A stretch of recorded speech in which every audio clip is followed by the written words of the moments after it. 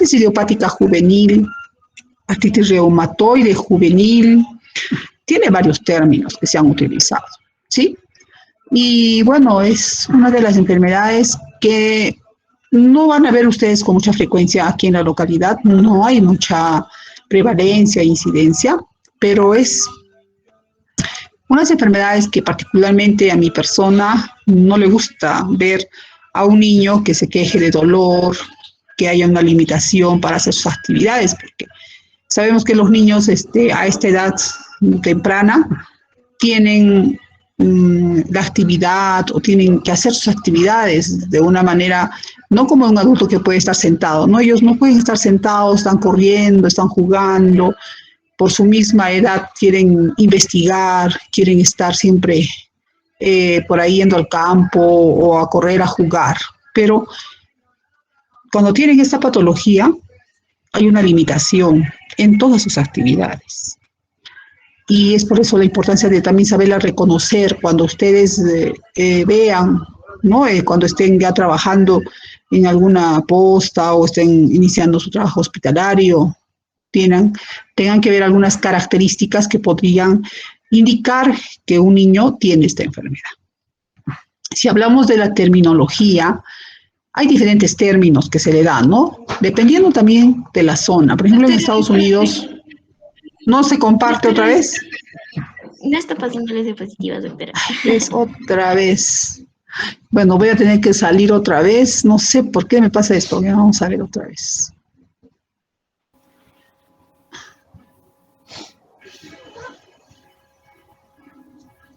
Doctora, buenas noches. Disculpe, mi internet está un poco bajo. Creo que me llamó. La línea está un poco lenta. Tienen que estar, a ver, no sé si está compartiendo.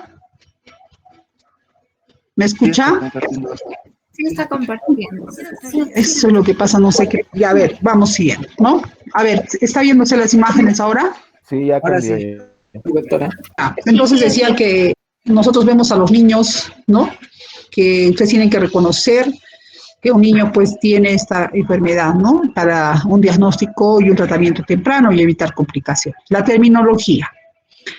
Dependiendo de algunos lugares, como Estados Unidos, por ejemplo, es una región donde hay el Colegio Americano de Reumatología, lo llaman como artritis reumatoide juvenil.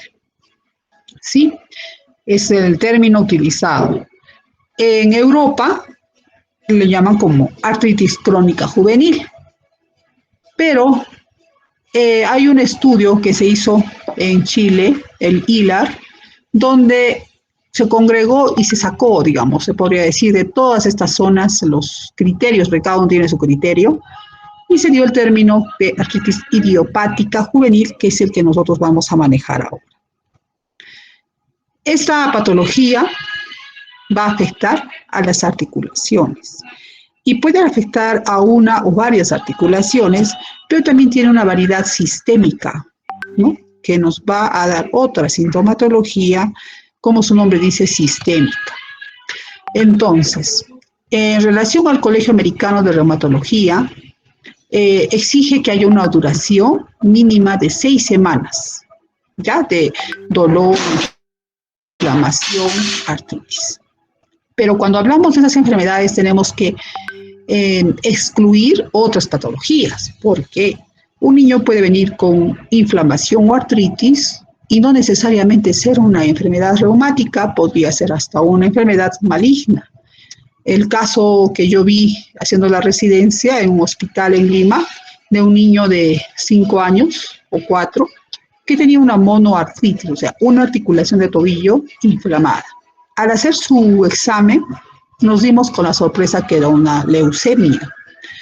Esto para que ustedes vean que tenemos que excluir otras enfermedades. El EULAR, que es la Sociedad Europea o Liga Europea de Reumatología, claro que utiliza el término de artritis, pero como artritis crónica juvenil, ¿no? Y en esto, porque tiene compromiso de articular, tenemos una afección de varias articulaciones con un factor reumatoide positivo. Y para eso tenemos que tener mínimo 3 meses de artritis. Esto además lo asocian a otro tipo de patologías, como la espondilitis anquilosante juvenil, tenemos la enfermedad inflamatoria o psoriasis, ¿no?, intestinal, y bueno, excluir también otras patologías. Entonces, vemos ahí que tenemos otra clasificación. La clasificación europea, como hemos visto, es más amplia que la americana, ¿no? Porque la americana dice la tipo oligoarticular, poliarticular y sistémica, son 3. Es así que aparece una Liga Internacional contra el Reumatismo, el ILAR, y esta se desarrolla en Chile en el año 1995, donde va a haber, como les decía, la unificación de estos criterios. Y básicamente también toman en cuenta aquí lo que viene a ser la genética, para poder clasificar, y esa es la que actualmente le estamos usando.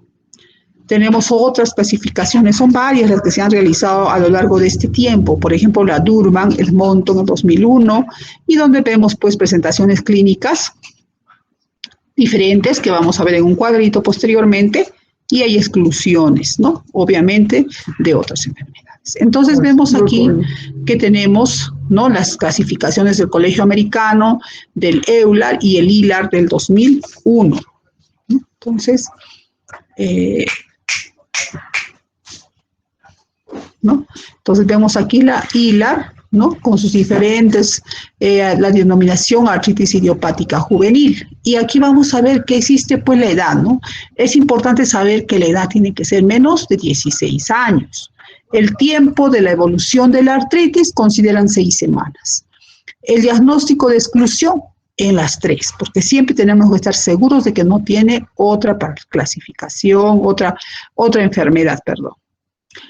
Tenemos pues un tipo de artritis que afecta a la columna, ¿no? Y a lo largo del tiempo, esta enfermedad que afecta a la columna podría considerarse como un inicio de la artritis que se conoce como las seronegativas, y hay una que es la espondilitis anquilosante. Entonces tenemos que ver que estas dos, la EULAR y el ILAR, la consideran.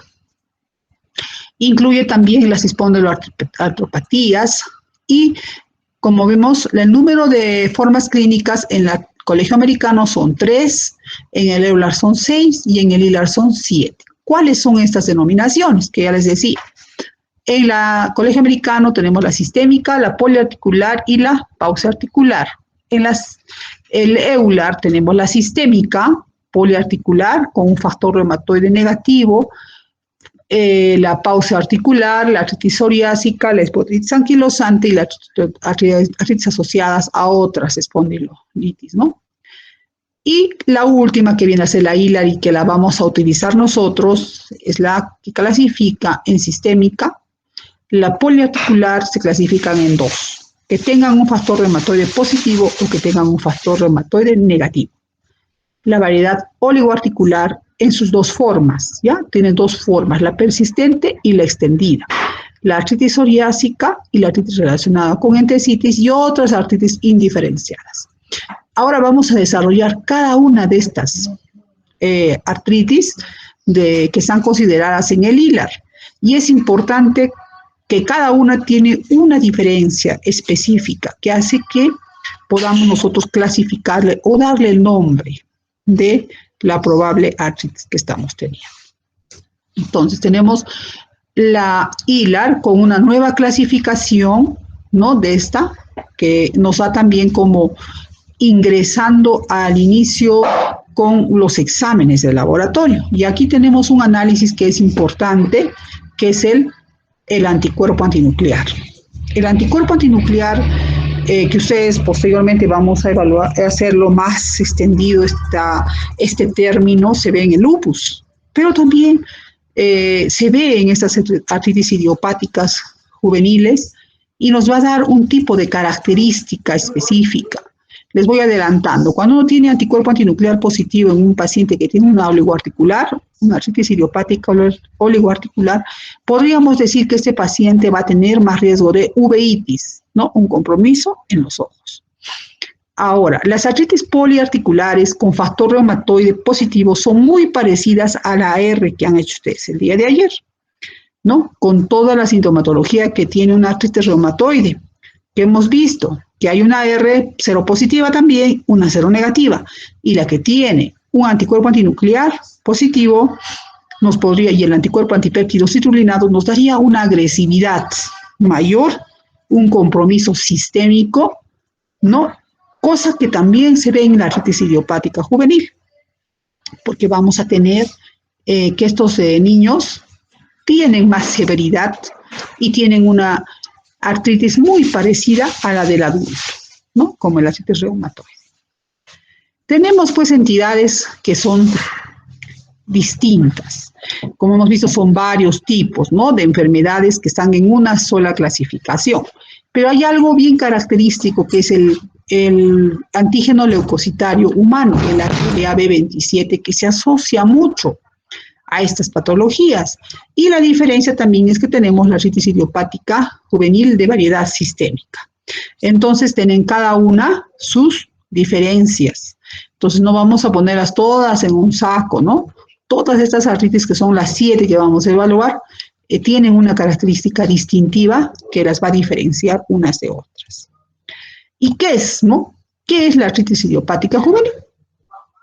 Bueno, es una enfermedad reumática que no se conoce la causa, ¿no? Que va a desencadenar una alteración sistémica o un problema en el sistema inmunitario. Y va a producir pues unos factores inflamatorios que se van a extender y a toda la, en este caso en la variedad sistémica, a todo el cuerpo, ¿no? En la variedad articular puede dar una cantidad excesiva de desequilibrio que no se controla, y esta inflamación tiene un lugar donde va a afectar mayormente, que viene a ser las articulaciones. Y en la articulación, la membrana sinovial es la que se va a producir todo un cuadro inflamatorio muy parecido a la R que ustedes vieron el día de ayer.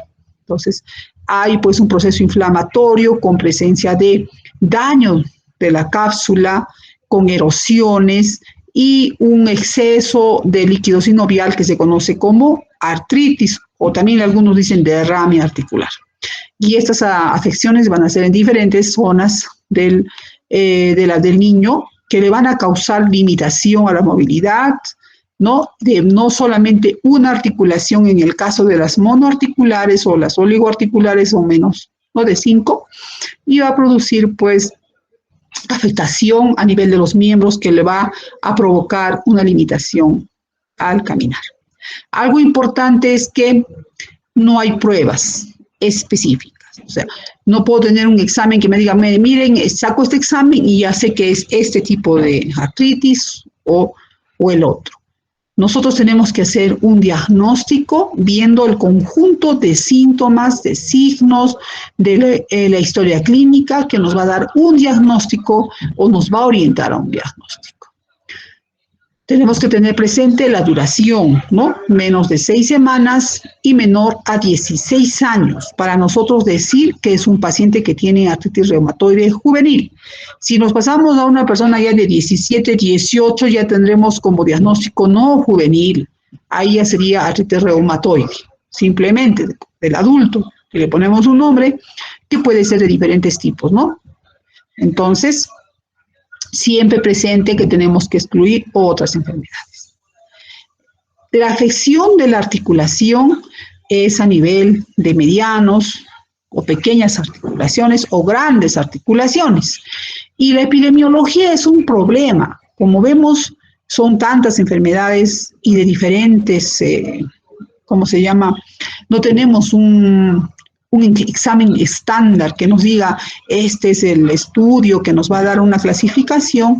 Es por eso que la falta de criterios estandarizados hace que se complique los estudios epidemiológicos. Hay diferentes trabajos que se han tratado de hacer en diferentes poblaciones. Aquí tenemos uno que se hizo en Minnesota, donde nos dice pues, que la tasa de incidencia general ajustada por la edad y sexo es del 11.7 por 100.000 habitantes.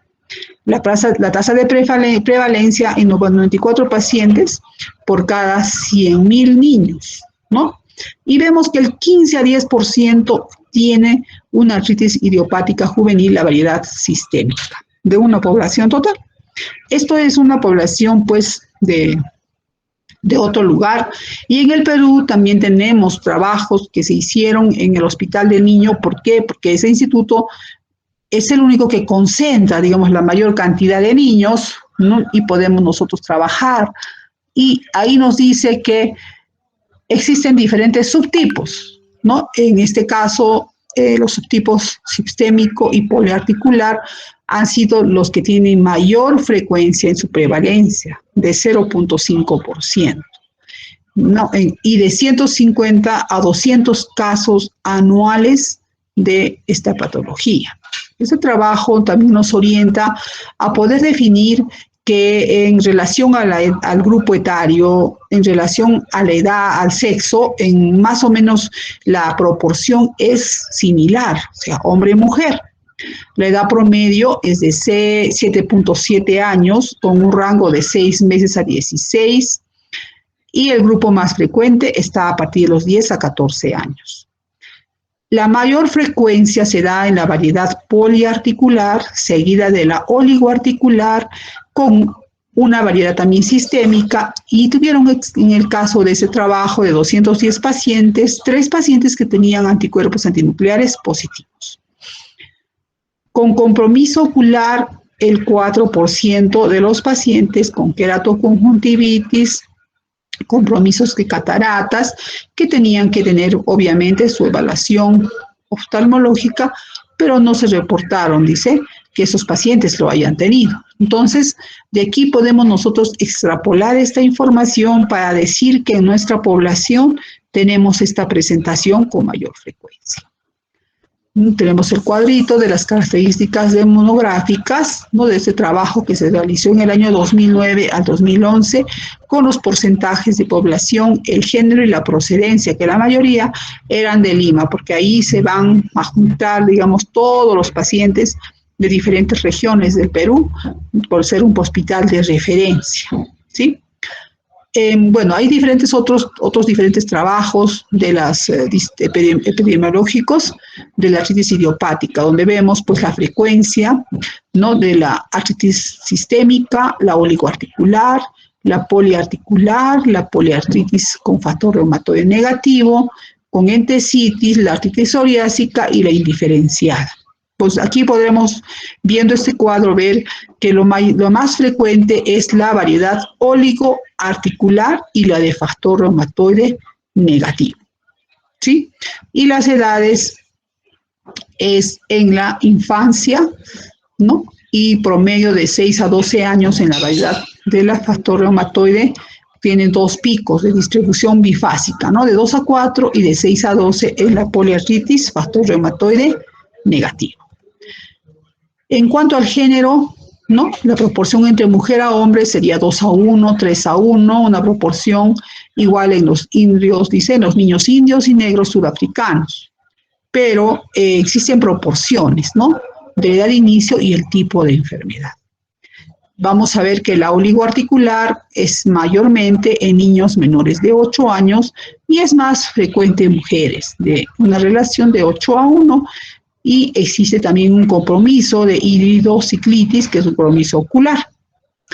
El HLA-27 se encuentra con mayor frecuencia en personas o jóvenes, frecuentemente de sexo masculino, y más bien la artritis idiopática juvenil sistémica no tiene ninguna discriminación, puesto que se presenta en ambos sexos casi de una manera similar. Entonces, esto nos da una idea de cómo es la diferencia de género y en relación a lo que viene a ser el grupo etario, ¿sí? Ahora, en relación a la patogénesis, la patogenia de esta patología, etiología, no está clara, ¿no? Igual que en las otras enfermedades que ustedes han visto en la artritis reumatoide, no es clara los trastornos de ese tipo, pero son autoinmunes. Y se dice que hay interacciones con factores genéticos, ¿no?, de los mecanismos inmunes y la exposición a medioambiental, que se ve en la mayoría de casos. Entonces, puede ser que existan losis múltiples en este tipo de patologías y asociados a distintas, a distintos marcadores, ¿no?, observados en la artritis reumatoide en adultos. Entonces, la herencia es un factor muy importante en todas las enfermedades inmunológicas. Y esto da una predisposición en este caso a los niños, y el hecho de tener un cuadro infeccioso puede desencadenar ya la enfermedad habiendo tenido de fondo un antecedente genético. Es por eso que siempre cuando nosotros hacemos la historia clínica, tenemos que en las personas adultas, por ejemplo, les hacemos en la AR, preguntarle si ha tenido sus familiares esta patología. Y también tenemos que preguntarle si tienen hijos, ¿no? Y en el caso que tengan hijos, tenemos que informar a estos pacientes que tienen que estar alertas porque los hijos pueden tener alguna de estas enfermedades u otras parecidas, porque sabemos que existe un fondo genético que se va a desencadenar posteriormente.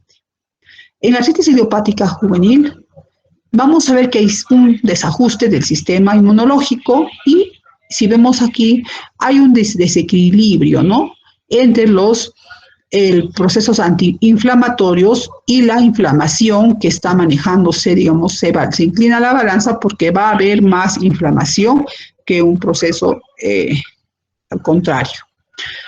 La membrana sinovial está inflamada, existen erosiones. Estas erosiones y este proceso inflamatorio crónico en las articulaciones va a llevar a una destrucción del cartílago, por lo tanto va a haber una disminución del espacio del cartílago que se conoce como pinzamiento.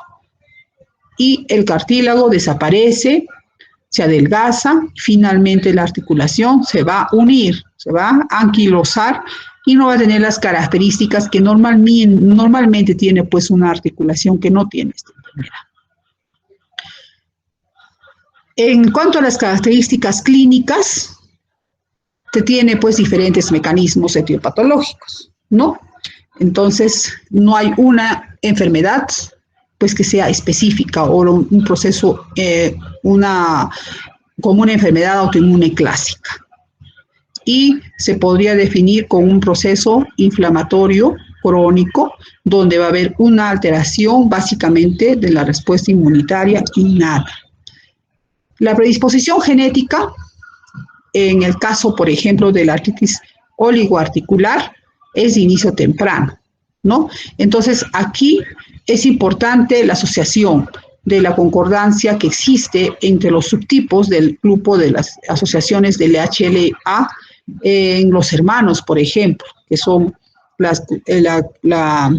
lo que se observa.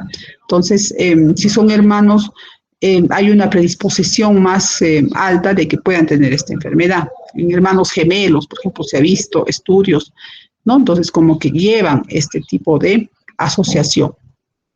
Y hay alelos de la clase 2 de R y de P que incluyen algunos que vemos acá abajo, que están muy frecuentes en este tipo en la predisposición genética. La variedad poliarticular con un factor reumatoide negativo tiene un tipo de haplotipo que vemos aquí, el HLA-DBP-B3. Y lo que va a llamar la atención, como les decía, en la artritis reumatoide, que ustedes han hecho el día de ayer, es la asociación con el HLA-DR4, que también ustedes, seguramente el día de ayer el doctor les ha dicho que es la más frecuente en la variedad del factor reumatoide positivo, ¿sí? Entonces, es muy similar a la del adulto en el niño. En el caso de la sistémica, también está presente, ¿no?, en las poblaciones que se han hecho estudios, el HLA-DR4. Ahora, los factores ambientales son muchos que van a influenciar, y les decía, las infecciones, el uso de algunos medicamentos, la caries dental, compromisos digestivos, etcétera, infecciosos. Y viendo que haya un componente genético, va a hacer que sea más fuerte la presencia de esta enfermedad, que va a potenciarse, ¿no?, cuando se presente. Entonces, conclusiones aquí es que existen componentes genéticos específicos. El factor reumatoide positivo en la variedad poliarticular es muy parecida a la del adulto, con el factor reumatoide y el haplotipo HLA-DR4, igualmente la variedad sistémica, ¿no?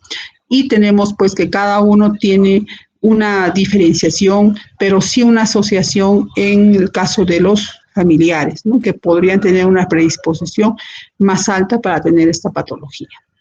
En cuanto a las clasificaciones y las manifestaciones clínicas, vamos a revisar cada una de estas presentaciones clínicas y les vamos a ir desglosando.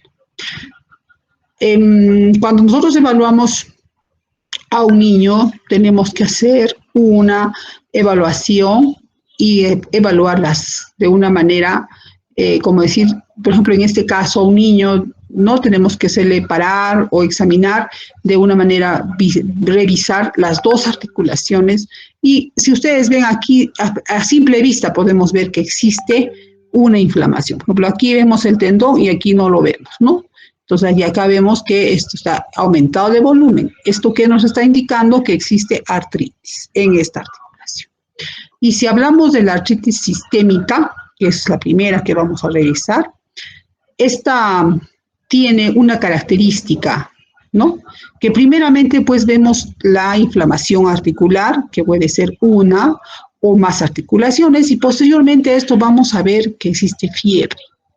Esta fiebre, ya al menos 2 semanas de duración, y tenemos que documentar. Cuando hacemos una clínica, una historia clínica y preguntamos al paciente, ¿usted ha tenido fiebre?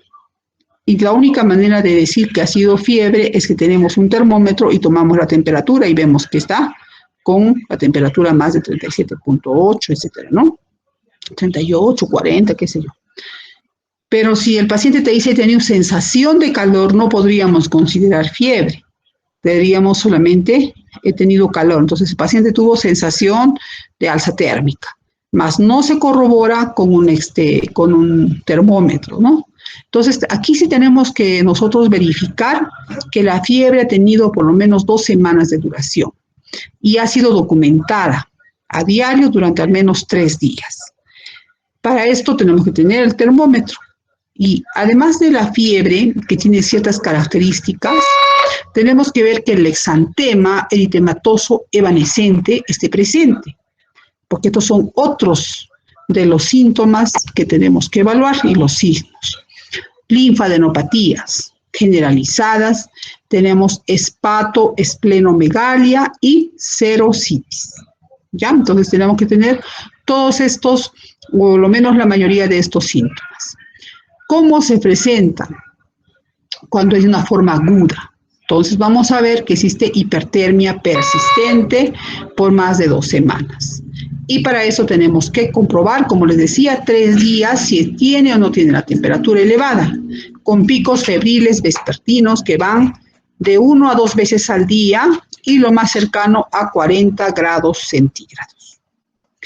La fiebre que presentan tiene una mala respuesta a los antipiréticos, ¿no?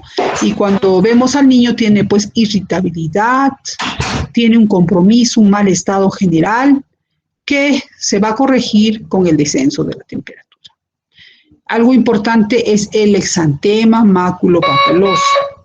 Este exantema tiene una característica que se va a ubicar básicamente a nivel del tronco, las extremidades, ¿no? Las palmas en algunos casos y la planta de los pies, y también tenemos el signo de Weber, ¿no? O respuesta isomórfica. Y en este vamos a ver que existe pues una exacerbación de la calor y el rascado, que a veces puede ser porque existe prurito, y lo que es característico es que cuando está con la fiebre presenta estas lesiones y cuando baja la temperatura como que va a desaparecer. Entonces aquí vemos algunas imágenes, bueno, acá los ganglios, ¿no? La hepatoesplenomegalia, las lesiones dérmicas, ¿no? En los niños que tienen esta patología, y esta es el exantema que aparece y desaparece. Es un exantema que tiene diferente ubicación y es típico de la artropatía de la variedad sistémica, ¿no? Hay una triada que se va a ver también en la artritis. Se presenta en su forma oligoarticular al inicio, que está esta inflamación a nivel de ¿qué? Diferentes articulaciones como la rodilla, el tobillo, las caderas. Y después de esto se hace poliarticular.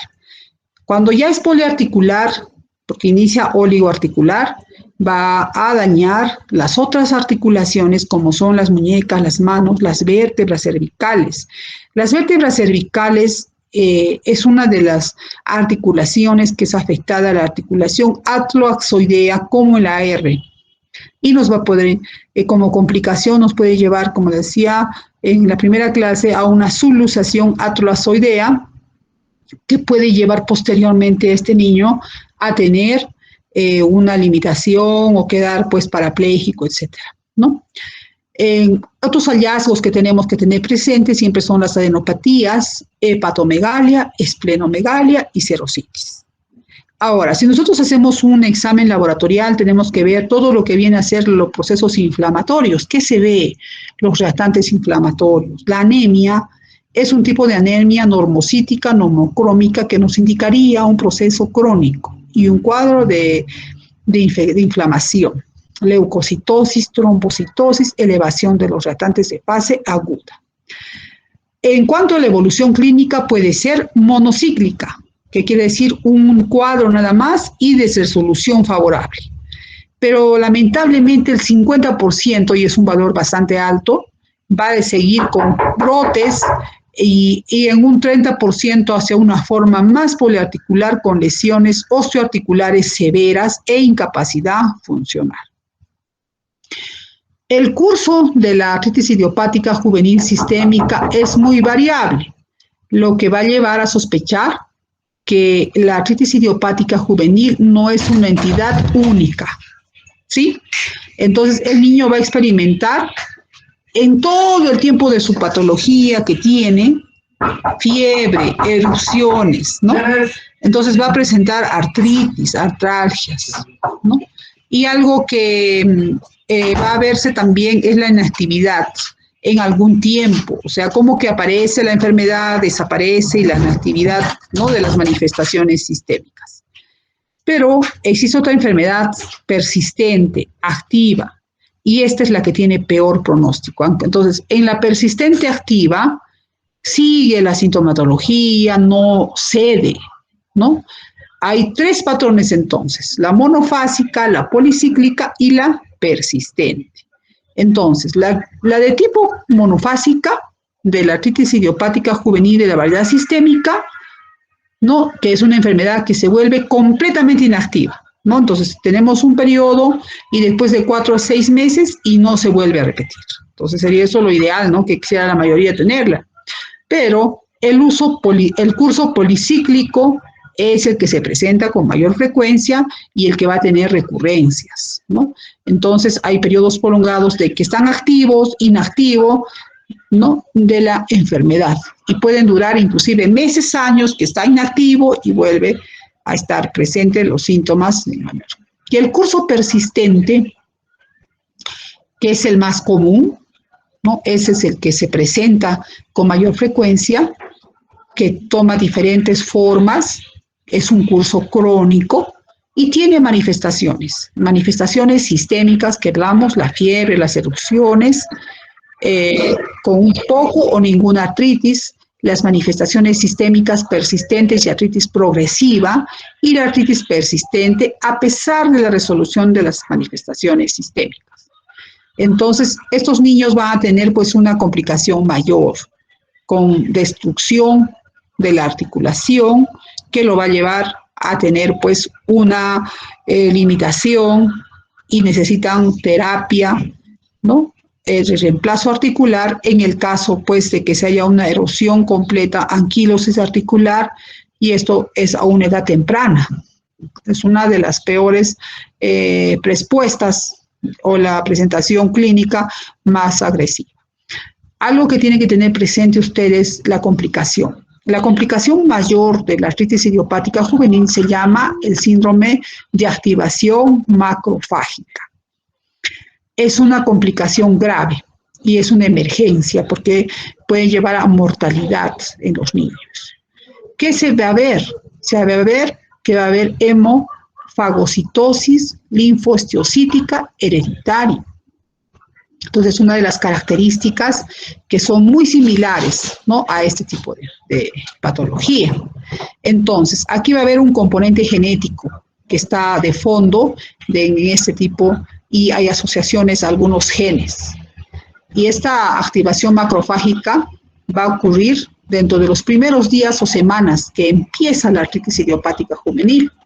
Y también en el curso de toda la enfermedad puede ocurrir en cualquier momento. O sea, no es que ya se libra el niño. Entonces puede estar en un tiempo con el cese de la patología y en un momento u otro se presenta esta complicación que existe en el 10% de los niños que tienen esta enfermedad. Tiene una forma subclínica en el 30-40%. ¿Ya? Y algunos tienen periodos de episodios recurrentes.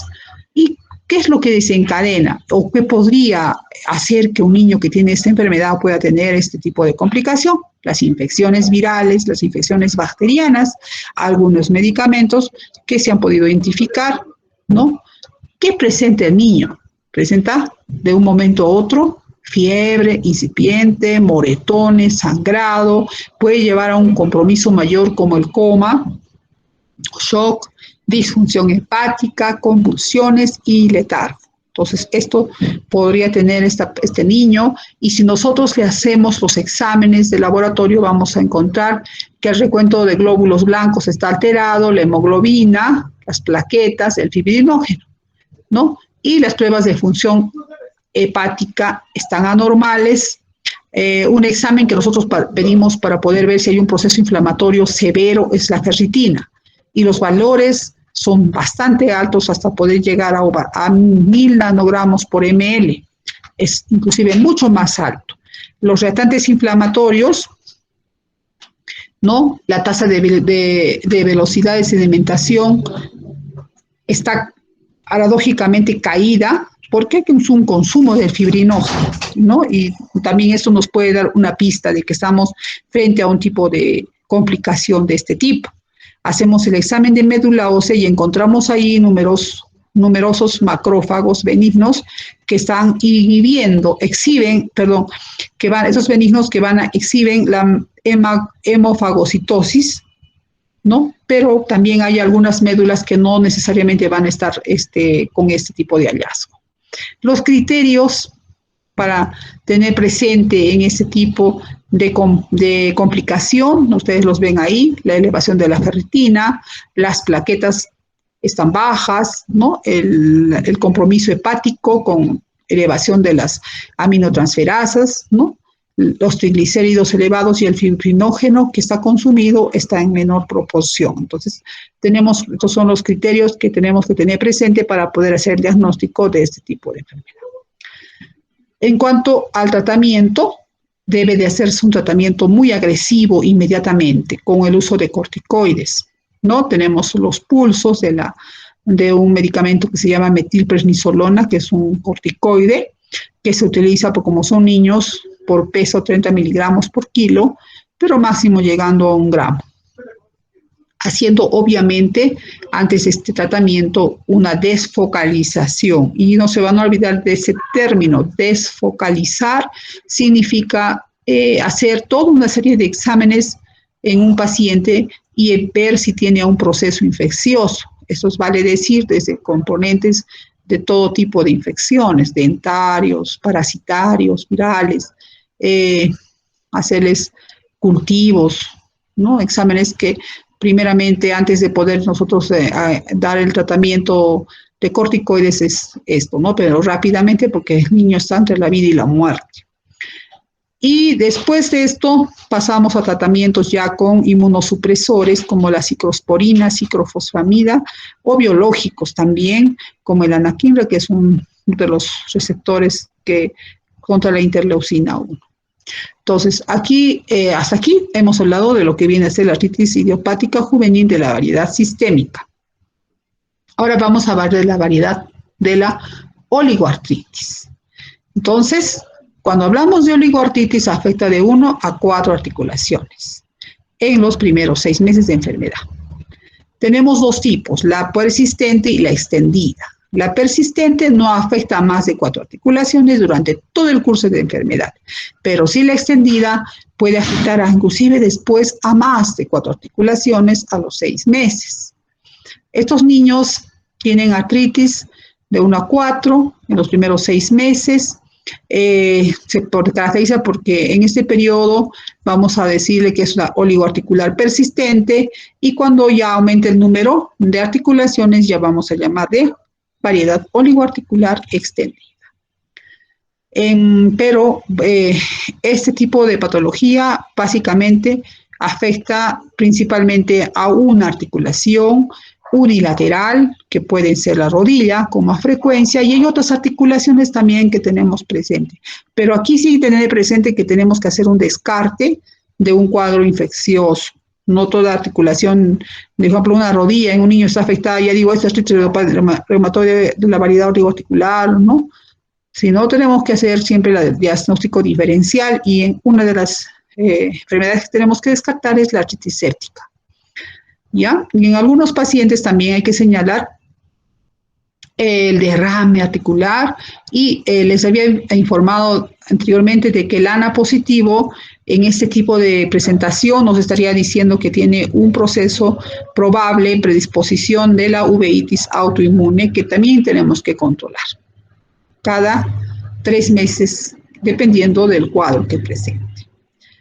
La otra variedad es la variedad poliarticular, ¿no? Y el factor reumatoide es presente en esta variedad. Tenemos el factor reumatoide negativo y el positivo. En el negativo, 5 más articulaciones que tienen 6 primeros meses de enfermedad y tenemos que descartar, o sea, pedir el examen, ¿no? También puede ser más de 5 articulaciones en 6 meses, ¿no? Con ausencia del factor reumatoide. Y como es afectada las articulaciones pequeñas, vamos a ver que varias articulaciones pequeñas tenemos en las manos, pues en varias articulaciones, entonces todas estas pueden ser afectadas y tienen una forma de inicio agudo o insidioso. ¿Qué molestias tiene el niño? Tiene dolor, limitación a los movimientos y rigidez. Lo que hemos visto en AR, el día de ayer ustedes vieron con el doctor, que tenían dolor, limitación y rigidez. Es lo mismo, ¿ya? Y existen 3 formas de esta enfermedad, que es la artritis asimétrica, la poliartritis simétrica de grandes y pequeñas articulaciones y la artritis seca, que significaría que existe una escasa respuesta al tratamiento. Y la que se parece mucho a la R del adulto es la poliartritis con factor reumatoide positivo, que afecta 5 más articulaciones y como su nombre dice, tenemos que pedir el factor reumatoide y este es positivo, ¿no? Después de haber descartado todo tipo de patologías, por lo menos este examen tiene que repetirse en 2 ocasiones, separadas cada uno de 3 meses, y ver así los primeros 6 meses de enfermedad. Entonces, esta enfermedad nos va a decir que existe más severidad, ¿no? En quién es más presente, como la R, en mujeres. Como la artritis reumatoide es en mujeres más frecuente, igual aquí. ¿Qué articulaciones son afectadas? Las articulaciones pequeñas de las manos y los pies, simétricas, ¿no? Metacarpofalángicas, interfalángicas proximales, las metatarsofalángicas, y nos da pues lesiones erosivas.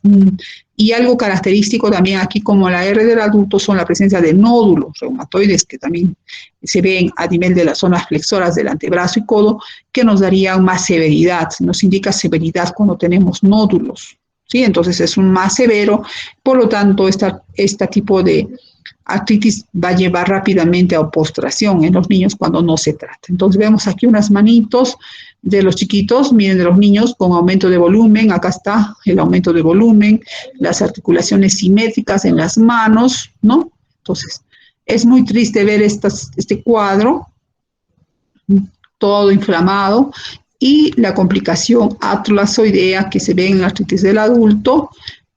Al igual que vieron ustedes el día de ayer, tenemos deformidades, ¿no? En las manos. Y el similar, ¿no? Aquí tenemos un dedito en cuello de cisne, en botonier, ¿no? Dedo en martillo. Entonces vemos típico de una R del adulto, pero en chiquito, en un niñito, ¿sí? Una articulación que es bastante comprometida también, como en el adulto, es la articulación temporomaxilar. Y como los niños están en crecimiento, no es igual que un adulto, esto va a alterar toda su morfología o, bueno, la parte funcional de la articulación y el crecimiento que está este niño, ¿no? Entonces, alteraciones en la boca, por ejemplo, aquí no ha crecido adecuadamente su maxilar, lo que va a llevar a que tenga compromiso, por ejemplo, en la apertura de la boca, y esto va a llevar a qué? A una alteración de la nutrición, porque la apertura de la boca no está bien por el daño que tienen, la artrosis que pueden generar a nivel de la articulación temporomaxilar, lo que va a llevar a este niño a tener una alteración de la nutrición por una inadecuada masticación y también alteración de su rostro, ¿no? De toda la deformidad que puede adquirir por esta lesión. En la clasificación también que vimos, había la artritis idiopática juvenil, como conocida como artritis psoriásica. Y esta es muy parecida a la R de artritis reumatoide, podría ser quizás de la variedad oligoarticular, ¿no? Pero que presenta artritis, ¿no? Y lo característico aquí es el compromiso dérmico. Y tenemos que tener presente que si ha tenido antecedentes familiares, ¿no? O de primer grado de psoriasis, ver si existe compromisos en otras zonas. Por ejemplo, si se inflama un dedito con una artritis, se llama dactilitis, y el punteado en las uñas unguial, que es la onicolisis, que se ve, o el punteado unguial, o la lesión de la uña, es característico en esta artritis psoriásica, y por lo cual si vemos estas características, podríamos decir que es una artritis psoriásica en la clasificación de la artritis idiopática juvenil. Esas apariciones pueden ser separadas por 5 o por años, dicen, ¿no? Entonces inicia con un cuadro articular y después de un tiempo recién vemos la lesión psoriásica a nivel de la piel. Tenemos que tener esto presente, la dactilitis, la afección unguial y el cuadro familiar, ¿no? El antecedente familiar de primer grado para nosotros poder decir que estamos en este tipo de compromiso. Entonces aquí vemos las lesiones típicas de una psoriasis en un niño, y esto tiene que ir acompañado de artritis para nosotros decir que es la variedad artritis psoriásica, ¿sí? Porque si no vemos la artritis, solamente quedaría como psoriasis. La uveitis, que se ve en los pacientes en un 20%, nos asocia también mucho a los casos que comprometen la columna, y esto se ve con el HLA-B27. Entonces, tener el HLA-B27 nos estaría orientando a tener más compromiso a nivel de columna, lo que se ve frecuentemente en los pacientes que tienen la espondilitis anquilosante y otras enfermedades seronegativas, que ustedes van a ver posteriormente. Las entesis son también zonas que se inflaman y producen las entesitis. Y estas asociadas a artritis, ¿no? También están presentes en ese tipo de patología. Aquí tenemos que tener presente la articulación sacroiliaca y la región de la columna. Entonces tenemos el dolor sacroiliaco y a nivel lumbar, lo que nos llevaría a compromisos a nivel de la columna y todo a nivel axial y las articulaciones sacroiliacas, lo que se asocia a las artropatías seronegativas. Entonces, ¿qué es lo que caracteriza en estas zonas las entesitis y las artritis asociado al antígeno HLA-B27? Y el sexo, básicamente es más frecuente en niños, en varoncitos, la uveitis, y el antecedente familiar aquí ya está asociado a lo que es la espondilitis anquilosante, perdón un ratito, chicos. Hermanita, hola, estoy en clase, estoy dictando, hermanita, te llamo. Dime.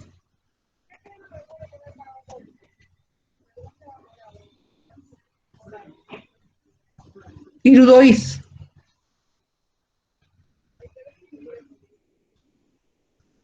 No. Estoy ocupadita, hermana, estoy dictando clases. Ya, chao.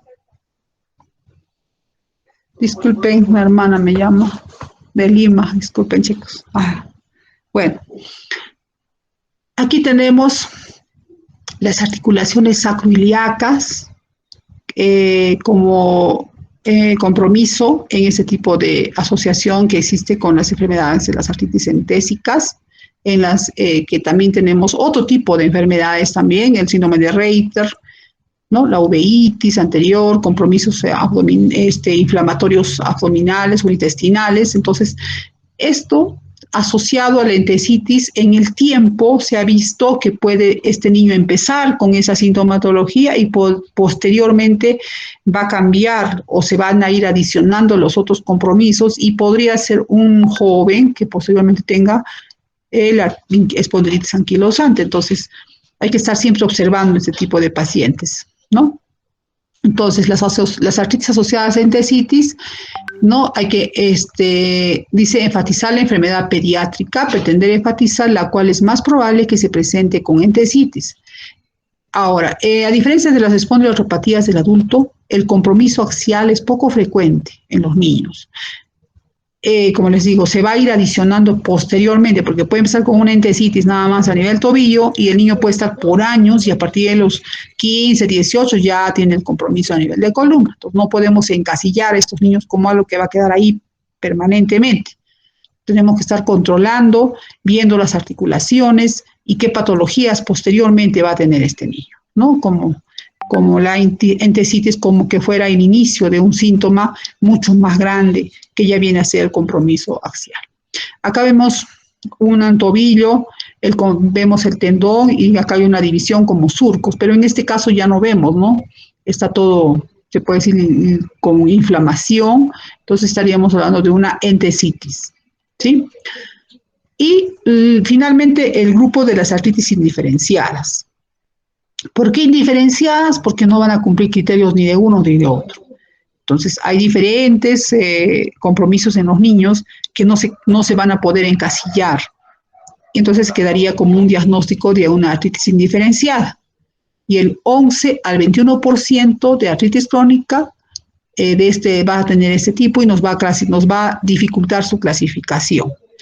Estos niños tenemos que estar siempre evaluando, viendo otras presentaciones, otras sintomatologías o manifestaciones para posteriormente definir el cuadro. Entonces, al inicio le damos el diagnóstico diferenciado, pasan los años y ya le vamos a encasillar en algún tipo de estos.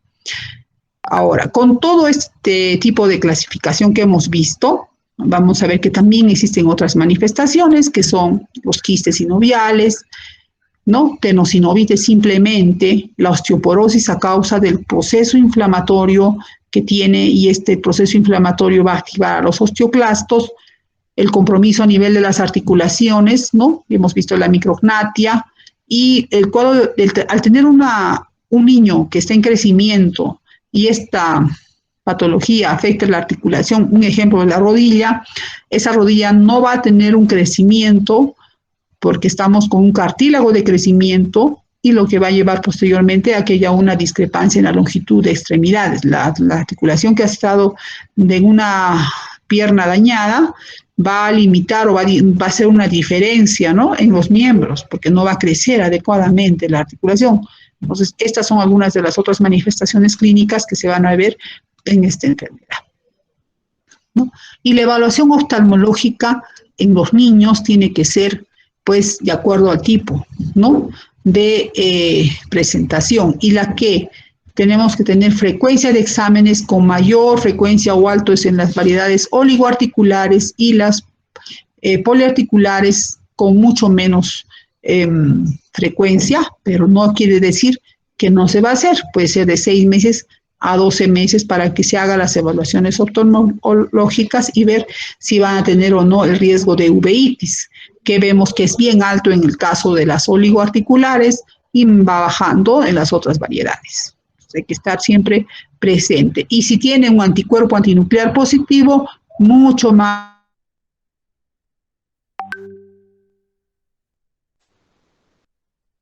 El diagnóstico, entonces vamos a hacerlo principalmente porque hemos excluido todo tipo de infecciones. Tenemos que hacer toda una serie de batería de exámenes y ver la evaluación, hacer la buena historia clínica que se les informó, que es algo muy importante. Tenemos que pedir reactantes de fase aguda, ¿no? Para ver cómo está el proceso inflamatorio y cómo está llevándose en el curso de la presentación de la enfermedad. También ver lo que es la anemia, qué tipo de anemia tiene, porque es una anemia hipocrómica, microcítica, la leucocitosis, la trombosis, ¿no? Trombocitosis. El factor reumatoide tenemos que pedir para ver si es negativo o es positivo para poder encasillar en factor reumatoide positivo o negativo. El anticuerpo antinuclear tenemos que pedirlo, como hemos dicho, para ver si hay riesgo de VIs. Ahora, existen otros exámenes que son un poco menos frecuentes, pero también no quita eso que se tenga que pedir, como es el anticuerpo anticardiolipinas, que se ve en un 16% de pacientes que tengan artritis idiopática juvenil de la variedad oligoarticular. Y el HLA-B27, que les manifestaba, que es importante con el caso que hubiera cuadros dentésicos. El líquido sinovial que se puede extraer al sacar el líquido nosotros de la rodilla llamamos artrocentesis. Entonces sacamos ese líquido y vamos a ver sus características. Este líquido tiene ciertas características, por ejemplo, en coloración, en turbidez, en contabilidad de células. Entonces, si hablamos de líquido articular, este va a presentar pues un proceso inflamatorio, ¿no? Ahora hay que diferenciarlo si es que este tiene o no infección. Entonces tenemos que ver si hay un consumo de glucosa o no. Los lípidos y proteínas interarticulares están elevados, que van a ser porque hay un aumento de la permeabilidad, lo que va a ser indicándose que hay un proceso inflamatorio. Entonces, si hablamos de líquido sinovial, este líquido es amarillo, es turbio, ¿no? Con presencia de células, que son las que nos van a decir que hay un proceso inflamatorio. Ahora, este líquido, si nosotros hablamos, tiene que ser de menos de 20.000 leucocitos, ¿no? Si hablamos de un líquido no inflamatorio. Y un líquido inflamatorio va de 20.000 células hasta 50.000. Entonces, si hablamos en esta patología, más o menos la cantidad de células que debe tener es de 20.000 a 50.000 células, ¿ya? Otro examen importante es la ecografía, y la ecografía nos ayuda bastante para poder hacer procedimientos como la guía de artrocentesis, para poder hacer infiltraciones o exámenes de ver si hay un proceso inflamatorio en la articulación. En la R se utiliza para ver si hay erosiones, si ha habido a nivel de cartílago un proceso inflamatorio o crecimiento de todo lo que es el panus, porque normalmente no existe este tipo de irrigación en una articulación y nos sirve para eso la ecografía, igualmente en la artritis idiopática juvenil como la R. La radiografía nos informa si ha habido un aumento de la densidad de las partes blandas, si los espacios articulares están normales o han disminuido, si hay erosiones, si hay quistes, si hay periostitis. Y el otro examen que se podría utilizar es la resonancia magnética, que nos va a mostrar el hueso, cartílago, partes blancas, ¿no? Pero la desventaja es el precio tan elevado. Vemos aquí, pues, el ANA, 40% VIs. El hemograma, encontramos anemia normocítica, hipocrómica, ¿no? En las variedades poliarticular sistémica, o tenemos también anemias que pueden ser por déficit, ¿no? De hierro, ferritina, ¿no? En la sistémica. Los leucocitos, neutrofilias. A nivel de la trombocitosis, que nos está indicando como un marcador de un proceso inflamatorio, al igual que la velocidad de proteína C reactiva, nosotros pedimos un hemograma y vemos trombocitosis, eso indica que hay un proceso inflamatorio. Sin embargo, vemos aquí ARJ sistémica, poliarticular, pero también lo podemos utilizar en las otras variedades, ¿sí? Y el factor reumatoide, que puede ser positivo o negativo. Aquí vemos una radiografía de un niño que vemos la articulación de la cadera, y aquí no se ve el espacio, porque acá debe haber una separación.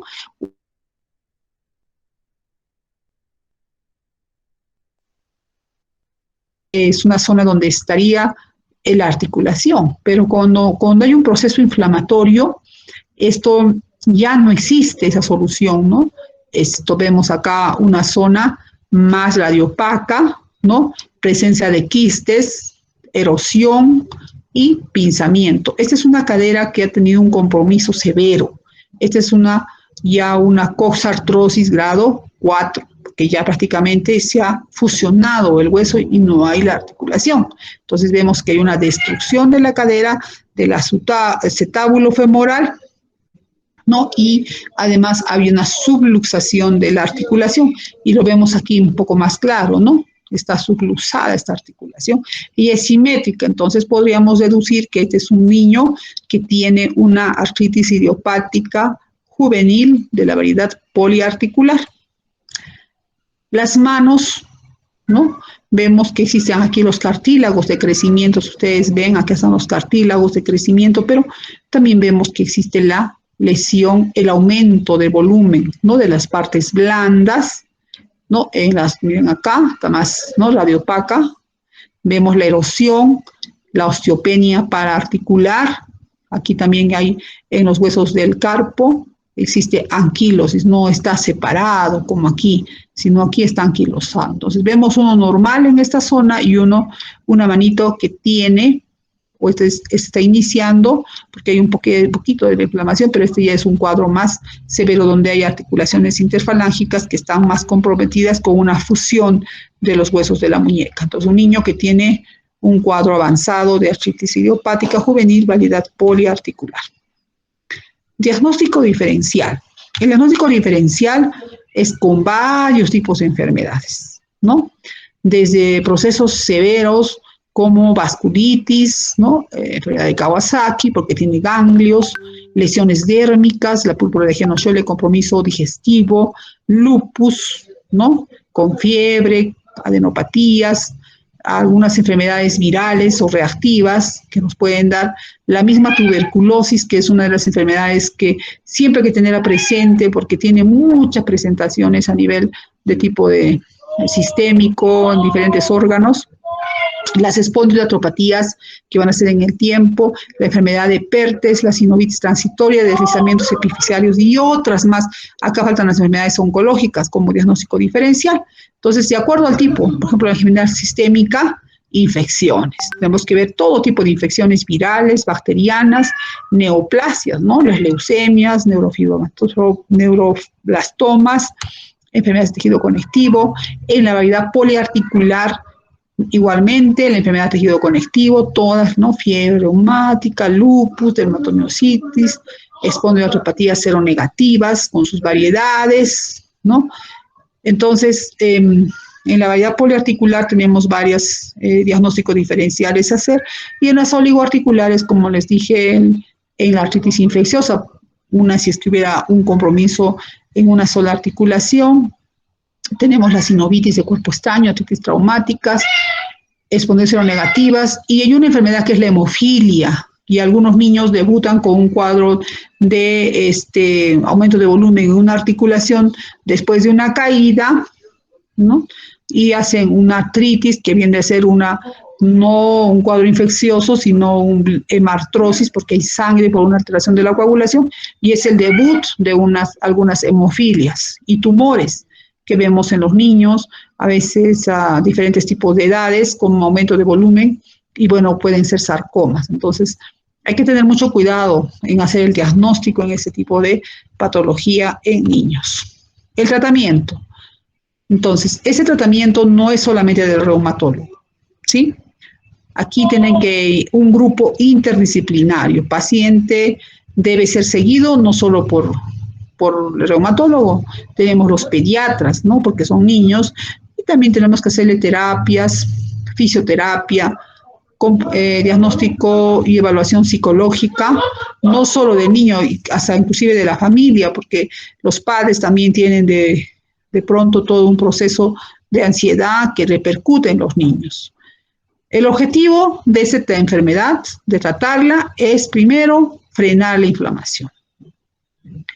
Tenemos que evitar las complicaciones, y para esto existe una serie de fármacos que podemos utilizar.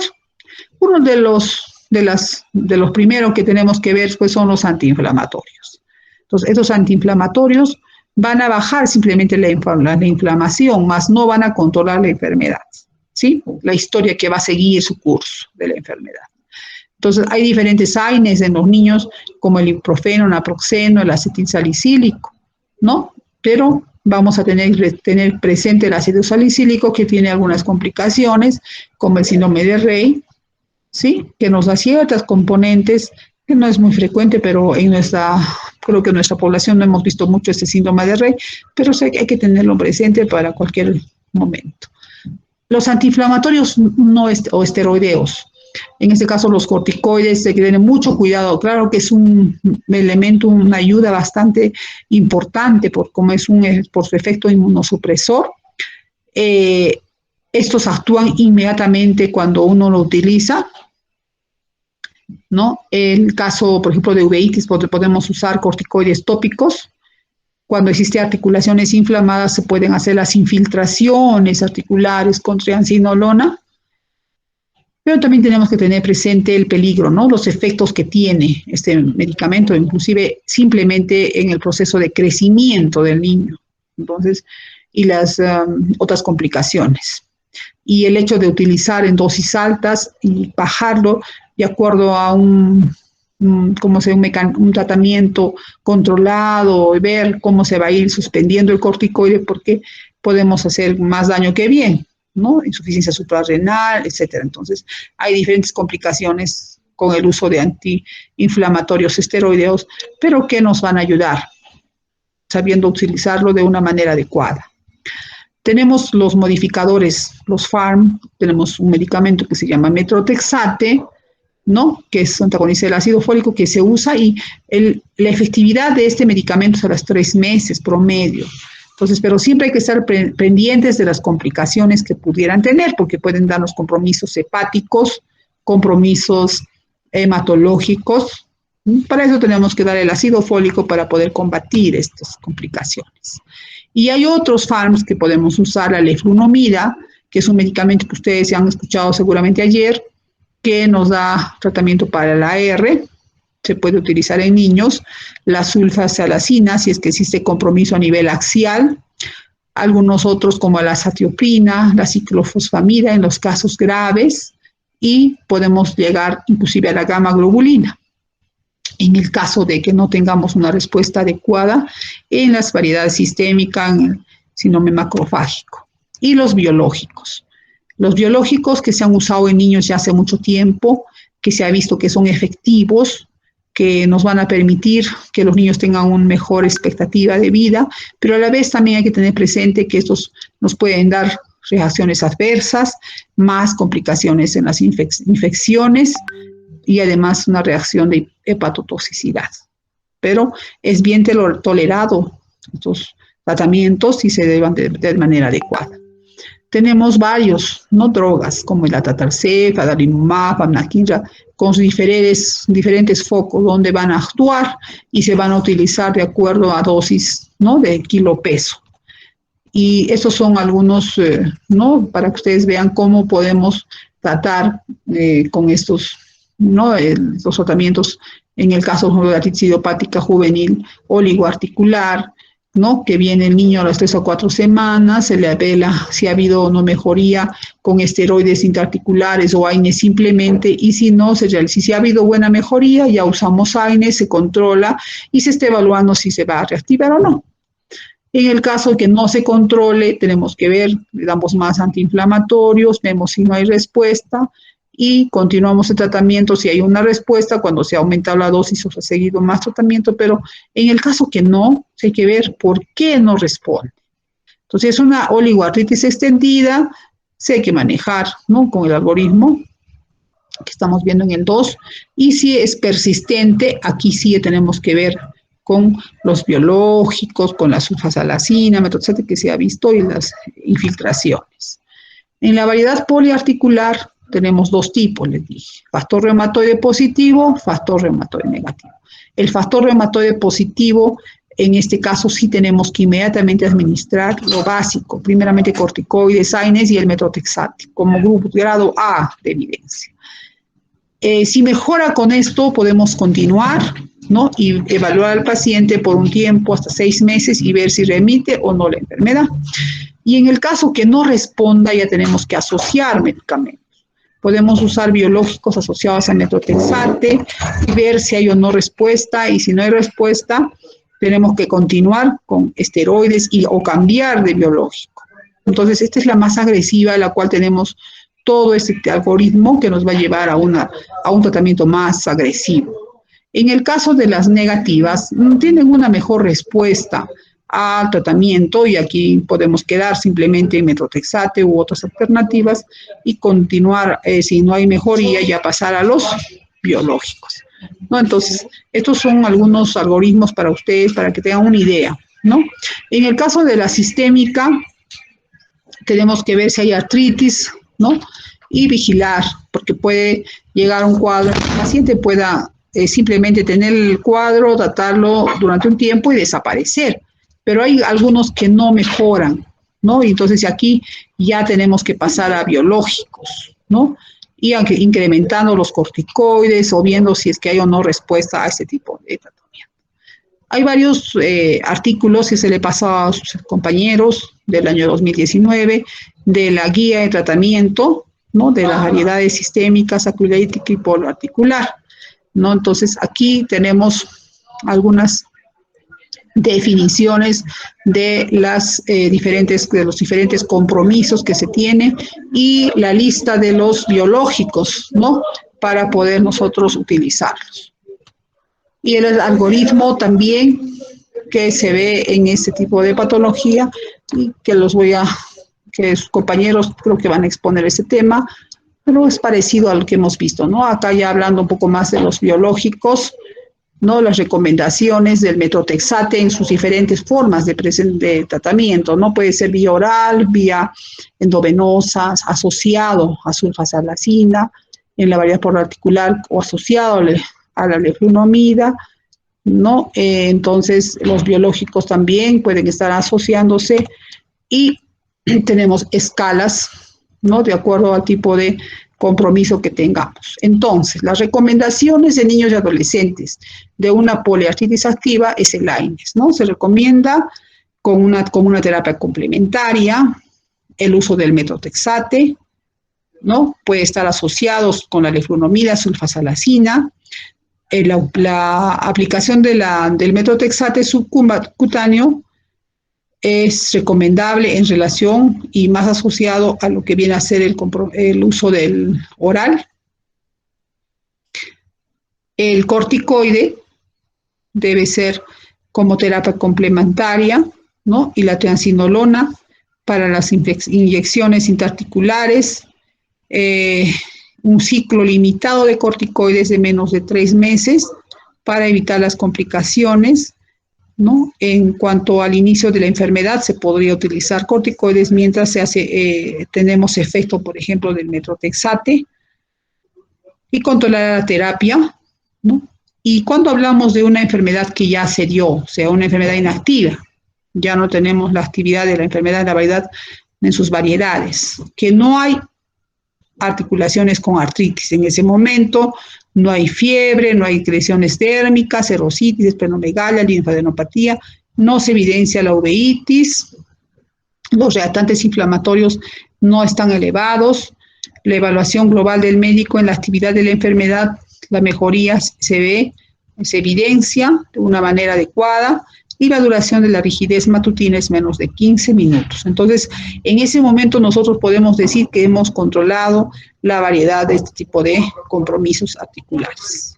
Entonces, lo que nosotros queremos ver en este contexto de enfermedad es tratar a tiempo, evitar las complicaciones y tener niños saludables dentro de lo posible, porque como hemos visto existen variedades en las cuales prácticamente estamos atados de manos porque no existe una buena respuesta en los niños. Pero ese es el objetivo que llevamos, no solamente en este tipo de enfermedad reumática, sino en todas las enfermedades que vamos a ver, es ver la alegría en la carita de los pacientes, ¿no? Que están mejorando, sus familiares, porque detrás no solamente está el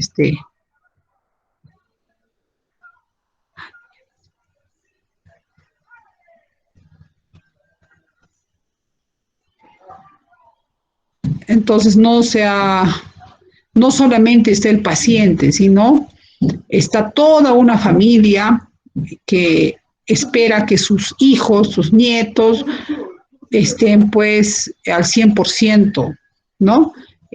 Con todas las condiciones para poder estar bien. Entonces, esto sería en relación al tema tan extenso, ya me he hablado hora y media, porque es bastante, como ustedes han visto, y llevarlo en una clase, esto es para 3 clases, pero estamos volando y he tratado de resumir, porque es bastante. Entonces, ustedes espero que hayan entendido, les voy a pasar las diapositivas para que ustedes tengan, y bueno, eso sería todo al día de hoy. Chicos, ¿alguna pregunta? A ver, acá quiero ver si están todos. Creo que no ha faltado nadie, ¿no? Delegado. Sí, doctora, estamos Ya, me vas a presentes. sacar, Cristian, me vas a sacar una foto de todo lo que está acá. Puedes ver tú. Y me las vas a pasar de hoy día, ¿ya? Listo, doctora.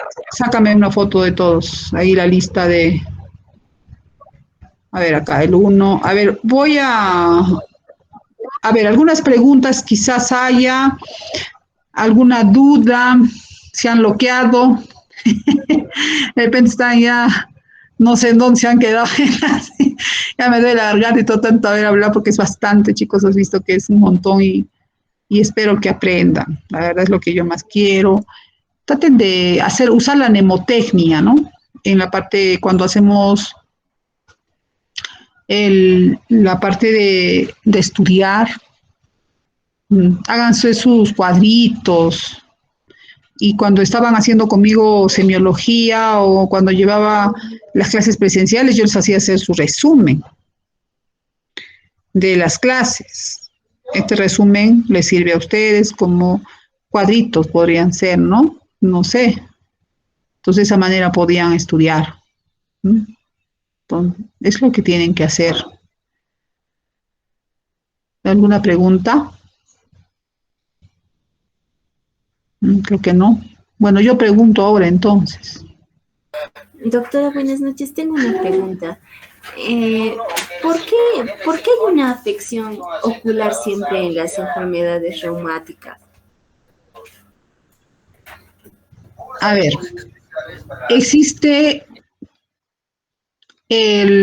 son enfermedades sistémicas, como ustedes saben, ¿no? Todas esas son enfermedades sistémicas. Y no solamente existe compromiso ocular, existe compromiso pulmonar, compromiso renal, compromiso respiratorio, porque el sistema inmunitario está alterado. Entonces lo que va a hacer es dañar nuestras articulaciones, dañar nuestros órganos. Existen unas teorías al respecto. Por ejemplo, algo que se ve bastante es en la artritis, la fiebre reumática. Y hay una teoría del mimetismo molecular, donde el sistema va a ir a atacar nuestras proteínas que tenemos, que son muy parecidas en caso de los gérmenes, por ejemplo, desconocen, son parecidas a los gérmenes y el sistema va y ataca a nuestras células. Entonces, una de estas es la fiebre reumática y ahí explican del mimetismo molecular. Este sería probablemente una de los mecanismos en los cuales se producen los daños a nivel de ciertos órganos, ¿no? Del mimetismo. En el caso de la artritis reumatoide, produce compromisos a nivel por las células inflamatorias, a nivel de las glándulas. En este caso tenemos las células T, van a actuar a nivel de las glándulas salivales, lo que van a producir una alteración de lo que es las secreciones. Entonces ahí las secreciones no son las adecuadas a nivel de la saliva, de las lágrimas. Entonces, en ese proceso que no existe un cuadro, una producción adecuada de la función de estas glándulas, nosotros necesitamos en los ojos tener una lubricación, y esta lubricación es las lágrimas. Entonces, al no tener esa lubricación, la córnea va a quedar expuesta a un daño, ¿no? Mecánico. Simplemente el hecho de no tener lágrimas es lo que sucede en la zona de altura. En la zona de altura, la mayoría que estamos aquí, con lentes, la mayoría veo aquí, ¿qué tenemos? El ojo seco, ¿sí? Pero es un ojo seco por el clima, por estar en la computadora ahorita mirando a ustedes, tanto si estoy con el ojo ahí que está allá, ¿no? ¿Por qué? Porque hay una sequedad mecánica. Pero un paciente con AR tiene una sequedad por un proceso de la daño a nivel de la glándula ocular, glándulas lagrimales, ¿no? Glándulas salivales. Entonces, este proceso va a llevar a que la córnea se dañe, ¿no? Se dañe y tenga todo un proceso de inflamación, lesión, ulceración. Ese es un mecanismo también por el cual los ojos se van a dañar. Entonces tenemos la uveitis, ¿no? La inflamación, las lesiones que pueden haber, la escleritis, ¿no? En los ojitos. Entonces, y en la oligoarticular es más frecuente cuando hablamos de artritis idiopática juvenil. Y si hablamos de AR reumatoide que has visto ayer, ¿qué veíamos también, no? Veíamos uveitis, ¿no? Escleritis, complicaciones más serias en los ojos. Y en todas las patologías reumáticas vamos a ver compromiso ocular, en unas más que otras. En las artropatías seronegativas igual. Entonces, hay teorías y hay también compromiso del sistema inmunitario, en este caso, daño directo por las células que van a sustituir o dañar las glándulas que producen todo el mecanismo de del proceso de creación o formación de las lágrimas, de la saliva, etc. Entonces, esas son las cosas que se producen en este tipo de enfermedades, ¿no? Los procesos.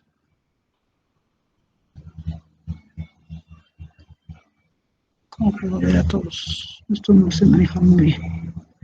Bueno, eso es lo que vemos, ¿sí?